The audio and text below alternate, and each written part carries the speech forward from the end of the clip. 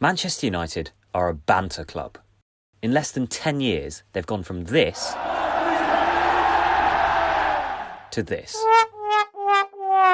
I am flabbergasted. Let's relive it all right from the very beginning. Their post-Ferguson era began with the appointment of David Moyes. You got the job on the technicality of a legend who recommended you. They spent months linked with Thiago Alcantara, with a deal reportedly agreed, before David Moyes called it off because he didn't know enough about the player. Then they went for Cesc Fabregas, which didn't work, and ended up signing Marouane Fellaini for £4 million more than his release clause, which expired a month before. He's the biggest fool in Manchester. They finished the season in 7th. Moyes was sacked before the season was over. And to replace him, in came Louis van Gaal's army! Seemingly a step in the right direction, accompanied by some big-name signings. They finally got Ander Herrera, a year after the farcical episode when 3 lawyers turned up to the La Liga offices claiming to represent United, when neither United, nor Herrera, nor Athletic knew who they were. The season started dreadfully, with what was essentially a reserve team losing 4-0 to MK Dons in the League Cup. Will Grigg was actually on fire, and throughout that season, LVG made some unusual tactical decisions. They did end up finishing 4th, to be fair. Not win leagues, by the way, we're just on about getting the top 4. 15-16. And after an injury-plagued loan spell, Falcao was gone, and arguably even worse at Chelsea. Di Maria also left after struggling to settle at United, and went on to re-establish himself as one of the best wingers in the world at PSG. In came Memphis Depay, Matteo Darmian, Morgan Schneiderlin, Anthony Martial, Sergio Romero, and, most significantly, Bastian Schweinsteiger. When people see Schweinsteiger on the team sheet, that's going to send some shivers down the spine.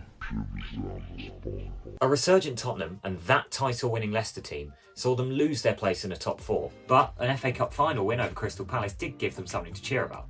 Well, everyone but LVG, who was sacked immediately afterwards. Cheer, Louis van Gaal. 16-17, and enter Jose Mourinho, Zlatan Ibrahimovic, and the return of Paul Pogba. Man, I'm the one they all fear. I was the man of the year last year. They finished 6th. Mourinho also spent far more energy than is healthy or normal towards making Luke Shaw's life very difficult, once even claiming that Shaw plays with his own body, but Mourinho's brain. But again, credit where it's due, they did win the League Cup and the Europa League, and if you're counting it, the Community Shield. True to form, Mourinho's second season saw United drastically improve and achieve their highest league finish since Ferguson retired. Something Jose Mourinho describes as one of his greatest achievements in football because people don't know what's going on behind the scenes. And it was this season that they made arguably their worst signing of the post-Ferguson era. Nope, not him.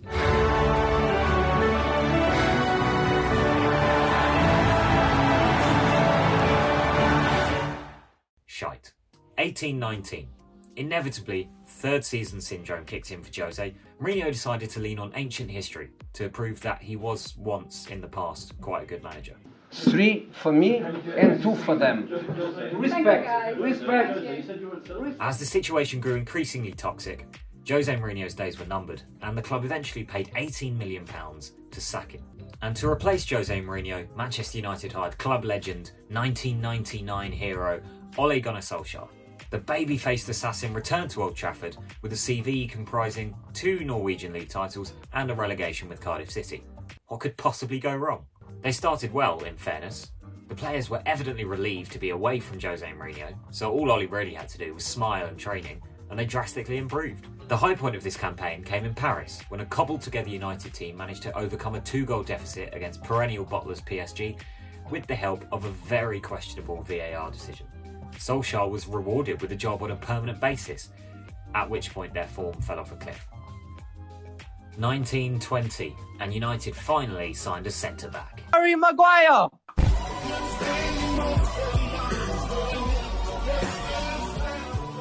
Maguire, De Gea, you should hang your heads in shame. But they did make one good signing, in Bruno Fernandes. Well, he started really well, but in the time since, he seems to have had the magic sucked out of him from the mess that is Manchester United Football Club. He just rolls around and moans, misses a penalty. Why didn't Ronaldo take that penalty? I don't get it. Still, third place in the pandemic season, Champions League football, maybe this was it. Ollie's at the wheel, man. He's doing it. He's doing his thing. Man United are back. United lost 6-1 at home to a Tottenham side managed by Jose Mourinho, of all people. Football heritage. But, as always, they bounced back. They even went top of the table for a bit in January. And the signing of Edinson Cavani on a free transfer from PSG, as well as an injury crisis at Liverpool, saw them finish second in the league. It was, however, another trophyless season for United, as they lost the Europa League final to Villarreal in what felt like the longest penalty shootout of all time. Still, the following summer would provide reason to hope that United were back, baby. Long-term target Jadon Sancho finally signed to solve their right-wing problem. Rafael Varane joined to partner Maguire in defence. And, of course, Ronaldo came home. So, we're back in front. Pop that in your pipe and smoke it. Whether it was logical to re-sign a 36-year-old rather than invest in a young defensive midfielder, that's up for debate. That's why you're not a pundit. And what followed was depressingly predictable. Some drab performances were bailed out by late Ronaldo goals, which divided opinion. Oh my God! This is what he does! This is what he flipping does! Now, if you do that against Manchester City or Liverpool, half time, it'll be 3 or 4-0. You'll be out of the game. You're not coming back.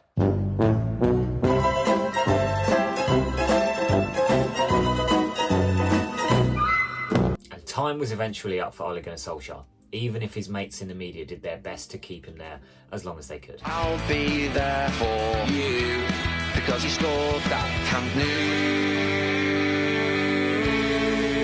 In came Ralf Rangnick, the godfather of gegenpressing, finally a tactician to instill some order into this chaos. It hasn't quite gone to plan.